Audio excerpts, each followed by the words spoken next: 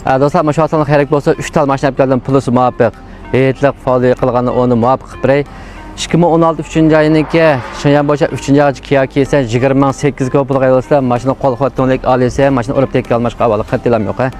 Andan keyin mavlab qolsa 17 birinchi Shanyan kelar 1-oygacha SUV bama da'vatgan bo'lsa 13000 ga pulga olsa 1.5 ta qo'l quvvatlik, maysar piyatim tuvan SUV bir narsa desam bo'ldi deydigan do'stlar.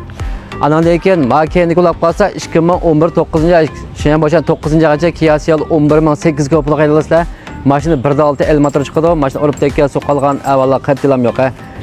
Paket bijirim seyalar yanjan jiqmamagan bir narsa desam bo'ldi deydigan do'stlar. Ammo yetmi yaqinlab qopti.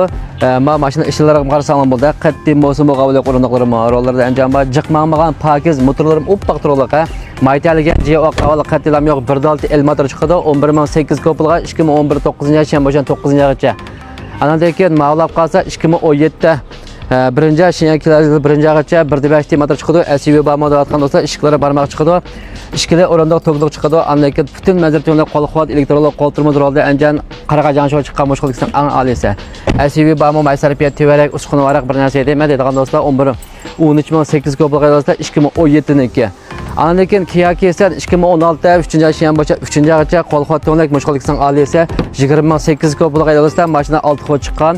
İşçilerin paket doğan rolda encan tonlik mashina mushkullikdan olsa taqashqina. Urib soqlaq qattilam yo'q, butun yemmelar malatda seyallarim yanjan chiqadi.